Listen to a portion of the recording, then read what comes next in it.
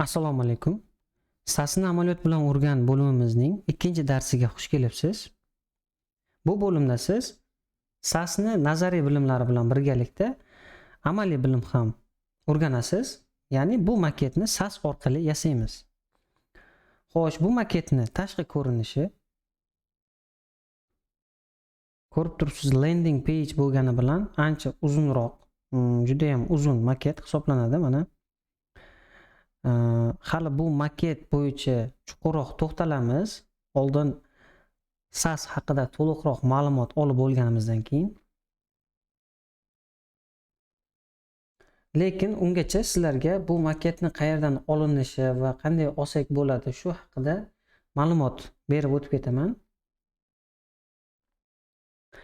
Bu saytga kirishlaringiz kerak bo'ladi. Aynan bu saytning linkini videoni ostiga joylashtirib qo'yaman va bu yerda siz bepulga PCD fayllar, ya'ni o'zingizga amaliyot qilish uchun PCD fayl izlab yurgan bo'lsangiz, mana yerdan bemalol tekinga yuklashingiz mumkin bo'lgan sayt hisoblanadi. Mana bizni veb saytimiz PCDsi mana shu yerdan olingan. Pastroqqa tushib mana bu yerda download tugmasini bosishlaringiz kerak. Bosganlaringizdan keyin 10 sekund kutishni so'raydi. Agarda shu 10 sekundni ham kutishni xohlamasalaringiz, Telegramdan yuklamoqchi bo'lsalaringiz, videoning ostiga ham o'sha Telegram kanalimiz va o'sha kanalimizga joylashtirgan bu PCD faylni linkini joylashtirib qo'yamiz. Va bemalol o'zingiz bu faylni yuklab ko'rishingiz mumkin. Xo'sh, endi Sass o'zi nima? Sass bu preprosessor. CSSda qiladigan ishlarni qulayroq qilish uchun, osonlashtirish uchun o'ylab topilgan preprosessor. Xo'sh, endi buni qanday uстановка qilish kerak? Mana bu saytga kirishlaringiz mumkin. Bu saytni ham linkini joylashtiraman. Installni bosganingizdan keyin xil variant bor deyapti. Mana birinchisi programmalar orqali deyapti. Mana bu yerda bu programma, xo'sh, bu yerda 6 ta programma bor. Shularning hammasi mana pullik deyapti. Bu Mac uchun, bu Mac va Windows uchun va hokazo. Pullik bitta. Aynan mana bu programma Scout App bepul.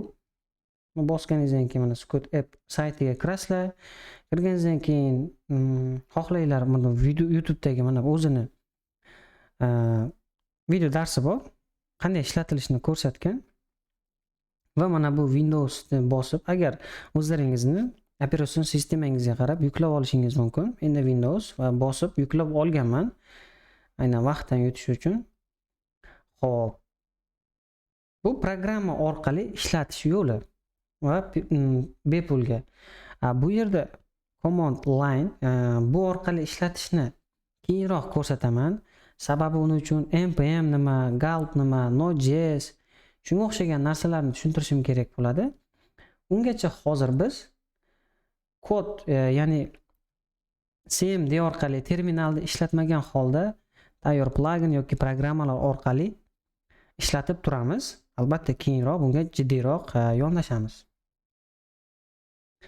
Xo'p, menimcha bu saytni ko'rib o'zlaringiz dokumentatsiyalarni qo'shimcha o'rganib olsalaringiz bo'ladi, o'rganib olib. Masalan, documentation degan joy bor, ko'rib chiqishlaringiz mumkin. Mana hozir o'zim ham ko'rsataman. Xo'p, birinchi navbatda bizga Visual Studio Code bor. Mana. E'tibor bering. Bu yerda men nimalar qilganman? Masalan, Sass Beginner degan papka. Bu papkaning ichida index.html bor, har doimgidek. CSS, ichida style CSS bor.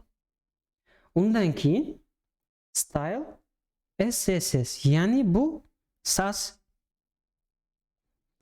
uchun fayl bu, ya'ni nuqtadan keyin SSS bu Sassni anglatadi. Lekin shu yerda bor, mana hech qachon Sassni bu yerga CSS ga o'xshab ulash shart emas. Uni keragi yo'q, ulash kerak emas. CSS ni ulab qo'yasiz, bo'ldi. Endi biz boyagi appimiz bor edi. Scout app. Mana bu. Xo'p, bu oddiy ishlatilishi va qanaqa olishlaringiz menimcha muammo bo'lmaydi. Bu yerda mana filedan new project qilib, masalan, aynan hozirgi papkalaringizni topib olasizlar. Topib olganlaringizniki mana bunaqa shaklda bo'ladi. Xo'p, aytayapti. Input file ni kirgiz deyapti. Va output chiqadigan qaysi bunga men beginner mana chiqdi. Bu yerga masalan SASSni papkasini ko'rsatamiz. Bu yerga chiqadigan joyga SASSni. Shunda Sassga yozgan narsamiz SASSda ko'rinadi. Xo'p, buni hali tushuntiraman. Va mana playni bossak bo'ladi. Xo'p, bosishdan oldin menga mana xuddi bu SASSga o'xshab yoziladi. Buning uchun men bunday qilib olsam yaxshiroq bo'ladi. E'tibor beringlar, bu Sass to'laganim yo'q. Qani ketdik. Masalan, body background color. Masalan, black deylik. Hech narsa o'zgargani yo'q. Mana masalan ko'rishimiz mumkin. Background o'zgargani yo'q. Sabab hali chunki Sass ulangani yo'q. Xo'p, ulash uchun nima qilamiz? Boya aytganimdek, mana bu programmadagini hammasini to'g'ri yozganimizdan keyin playni bosamiz. Mana ko'rib turibsizki, playni bosganimdan keyin avtomatik tarzda mana bu yozgan narsalarim SSSda paydo bo'ldi. Ko'rib turibsiz.